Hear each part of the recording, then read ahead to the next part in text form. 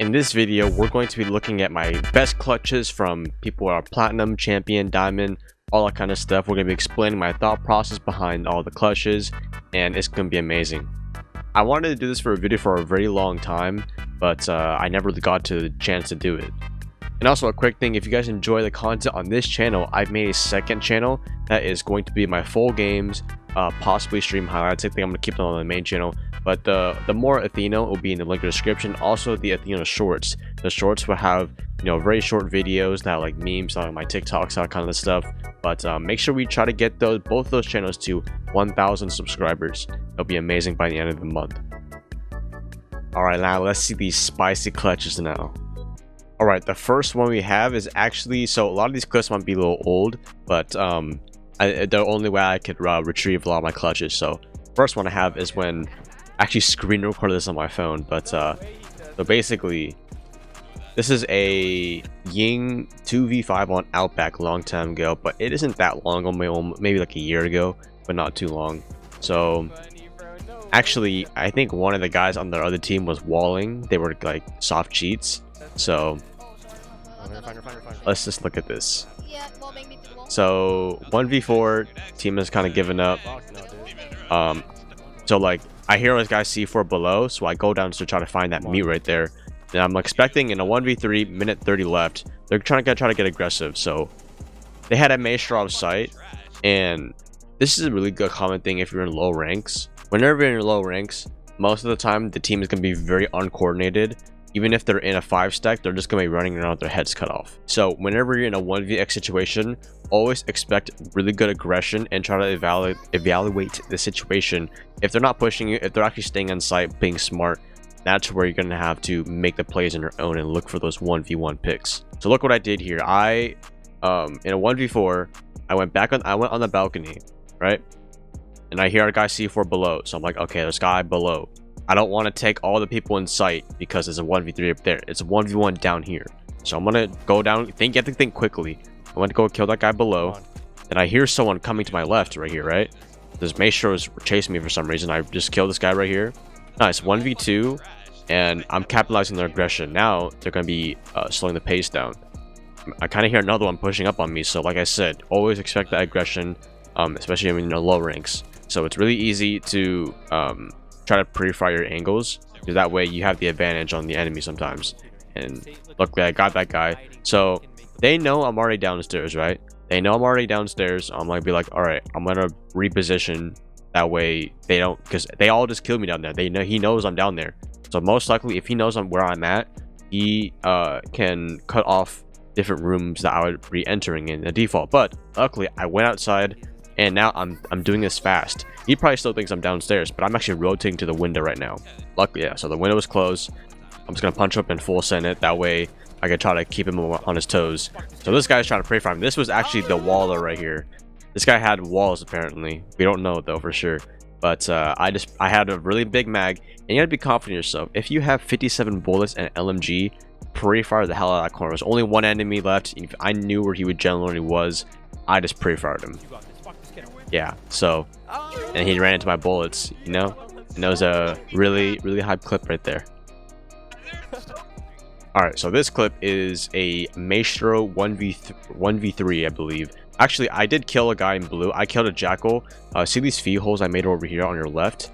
I made these few holes, that way if they ever do take blue, I can prone behind the box by the bomb chassis, or the bomb, and then you can see their feet right there, and that's a really good angle. So I killed that guy right there, basically speeded it up. It's 3-4, 30 seconds left. Whenever there's a slow amount of time left, like 30, 20, that means the enemy has to plant the bomb for 7 seconds, or else they lose.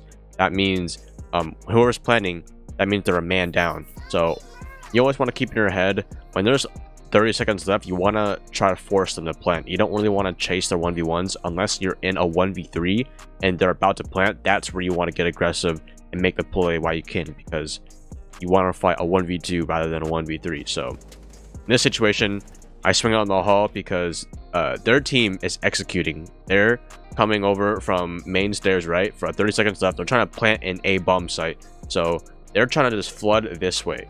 That means they're all going to be coming from different angles and that kind of stuff. It's my job to look in the hallway, look for new angles, because eventually I'm going to meet one of them. So I kill that Twitch right there, but I run out of ammo. I don't have enough time to reload, so I pull out my secondary, and I don't know how I was able to get the reload off right here, but I kept my pistol out because I was confident with these 4 bullets that I can hit a guy twice and kill him and possibly, you know, stay alive. I just needed to keep my guard up until I can reload. You don't want to reload an LMG when they possibly know where you are, and it's like it takes too long, you know. So and that's right here. I try to reposition. I can't reload right there, or it's going to shoot my feet from church. So I try to swing this doorway, maybe get a 1v1 like I told you to, and then try to reload behind a safe spot for a little bit. So right here, I'm just trying to listen, reloading, and this is where it's really important to stay calm.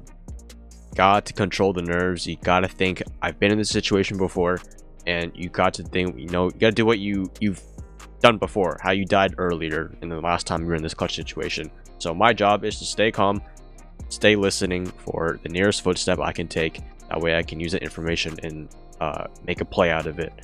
So I'm trying to look for a guy trying to hunt me down, but looks like they're just going for the plant right here. I hear them burning ADS and scrambling around, so I'm like, okay, they don't actually know where I am, do they? So the second I think that they don't know where I am, and because I was moving around, this is where I start pre-firing with that LMG. Like I said, you got to start try to pre-fire common angles that we can get the upper hand. So right here, I kill Hibana running around trying to look for me while this guy tries to plant in that chair. That was a very, very poor plant spot, but luckily I was in a position on the rotate to see into the bomb site. I killed both of them right here, and it was really good. It was really hype.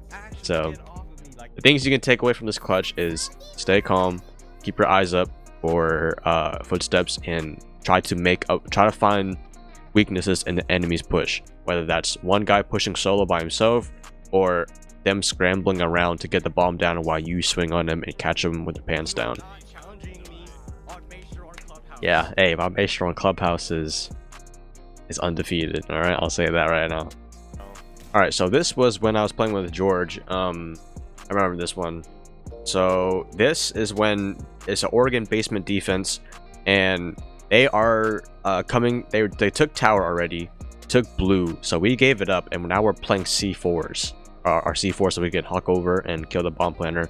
So when they get this wall open right here, it is really important that you don't really like just it's really important that you don't just peek it just to peek it. Sometimes, like, if you need to peek it, I would peek it when the time is best, for like when they're planting, or maybe when a team is pushing the hall and you got to push together. So my goal right here is to wait for the C4 and try to kill the planter and get that man advantage before we push out, because I think a lot of people don't do is they don't utilize your utility before they put themselves in a risky situation to die. So let's look at this. I can still C4 default. I tell my teammate I can still play C4, that way they don't kind of over aggress. We don't have anyone flanking, I believe. They start thatchering me, they start flashing me. So I'm keeping my eyes out for the planter. I'm just staying behind this bomb because I know my teammates have my back. So this right here, I'm just kind of contest the angle a little bit. I hear the planter. I throw a C4 a little too far, and it doesn't kill them. So when the C4 doesn't go down, and Malusi is already right here in the hallway, I know if I died that Malusi would trade me. And there's a Legion on the hatcher here, so everyone's kind of pushing up. So that's my cue to push up as well. It's my cue to aggress with the team. It's better to push as a team than solo. Everyone knows that, right? So after the C4 misses, at that point it's straight gunfight. So I peek this right here. I kill the Hibana on the angle. So the second I kill the Hibana on this angle, let me skip back. So this is a situation where you have to win. I have to win that gunfight. That is my gunfight for the team, and if I win that, the chances of us winning are immense, through the roof. Because if, let's say that Hibana kills me right here, let's say Hibana kills me right here, right? I die in this position and she's still alive. That means she doesn't have to worry about me right now because she just killed me, and she's going to turn the hall and possibly kill the Malusi, and then, you know, the round is end right there. But me getting this kill right here, you know, I'm not saying that's what's going to happen. Like, I'm not predicting it, but I'm saying that is what most likely would happen. And so it's really important that you win these gunfights on these contested angles, because it's like chess in a way, not chess, but like if you were to kill someone in a certain angle, that means that area is free. I mean, the area is no longer contested, like domination in a way. You can now take that point, and wherever that enemy was playing, their teammate probably had their back towards their teammate, because like, okay, that guy's covering it, but you kill that guy, that's where you can push up more and you can catch him off guard even more.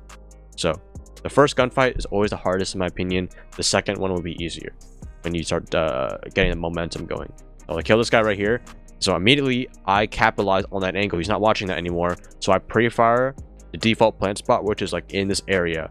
So we hear he's just planning on the door, so I'm just pre-firing this just to, you know, pre-fire this, and luckily they line up right here and I get both of them. It was really great.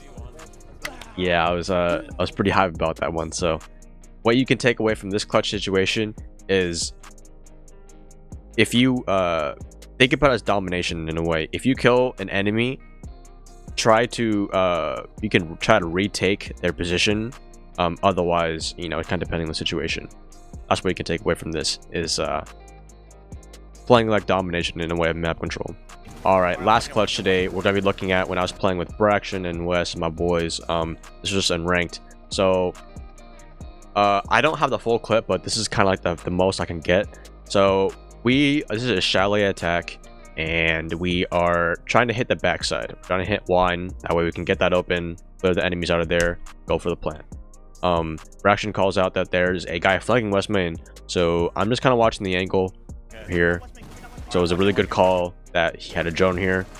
I kill the West Main guy, and now I just keep aggressing on keeping the pressure up on the breaches. This angle right here is really good. It kind of works both sides, but more attacker side because we have the longer scopes and more health. This was against my boy Dan as well. So look at this right here. So after I get this kill right here, Mozzie or Rooney kills one of my teammates behind me. It's a 4v3 right now, right? So Braxton dies upstairs to a bandit upstairs, right? So that means so he's another one flanking. There's only 2 on site now, but my teammate gets downed right here, right? He gets downed, so now it's a 2v3. It went from 4v3 to a 2v3 now. So in this situation, I don't want to keep holding the angle on this because there's nobody there. It's so I know they're in a gunfight, so I'm going to kind of third party them really quickly. So I'm going to look around, scan the room for another gunfight so I can even out the numbers. This is where you need to get aggressive right here. You need to make the plays. If you don't make the play in the next 10 seconds, you might lose the round. So if I didn't swing it here, we probably lost. So I killed a pulse that just killed my teammate. So now it's a 2v2. Braxton calls that there's a guy flanking and there's one on site. So I'm waiting for, so my Maverick is outside because yours is the main wall. So I'm waiting for him to rotate to me. That way we can not push 2 opposite sides. We can push one side as a 2-player and possibly double up on one person. That way it increases the odds of winning. So I'm just watching West Main. I'm watching my flank until my teammate runs over to me. So Braxton calls he's going dining. So if he was West Main going dining, that most likely means he's rotating to the other staircase back to bomb, which is main stairs in blue. So he killed, yeah, that bandit was up there, kills him. So my job, I see it's a 1v2, there's a guy upstairs and there's one on site. I don't have a lot of info, so, but they don't really know where I am. So it's my job to be unpredictable and act fast. So I immediately swing the closest way I can get into the bomb site and try to jump in quick because I know one's off site, the other one probably doesn't even know where I am. So this is where I have the information. I can use my sound and have my confidence of me swinging. I don't need to worry about the diffuser because if I go get the diffuser, it's gonna make too much noise and waste too much time. Well, this is where I just believe myself that I can just frag out. So I'm swinging this, taking a lot of map control myself. So there's a guy in connector. I'm just pre-firing this. I know where he is. I know that bandit's probably main stairs or blue. So I have to kill this Aruni fast. I don't know why she peeked me right here. So I killed the Aruni right here. I have 4 bullets left. I reload because I'm not going to kill the guy 4 bullets. I immediately turn my back to blue because that's where I hear audio of that bandit running. My team's calls. So right here, I pre-fired this actually. So I hear running and I have, remember, like we said, we have 30 bullets in our weapon. Use that to pre-fire. It's better to die with no bullets in your mag, or at least shoot, than not shooting at all. It's good to take your chances and be on the upper hand. So I pray for this bandit. He swings out. Easy clutch. So one thing you can take away from this clutch is, one, be aggressive when your team needs it. When you need to find a pick to even out the man count, like if it's a 4v3 and your teammates are dying, it's not with a 2v3, you need to swing out, make that a 2v2. That's what you can do as a player to perform better. And then the second thing is, try to look for 1v1s. You want to act quickly. Whenever you're in a 1vx, they're waiting for you, but you need to be unpredictable. That way you kind of have the upper hand of, you can control the pace of the round. And look for your 1v1s. It's really important that you look for your 1v1s if you're ever in a 1vx, because that makes it easier for you, and it's a lot easier to kill 2 people separately than 2 people together. You gotta think fast as well. And I think that's enough clips for today, but if you guys do want a part 2, leave a like on this video, and if we hit maybe 300 likes on this video, I will make a second part 2 immediately after this video. So again, subscribe if you are new to my channel, follow the Athieno shorts for short memes, and the second channel where we're going to be full games and good highlights and good uploads are going to be there as well. These are a lot of fun, and I'll see you guys in the next video. Peace out.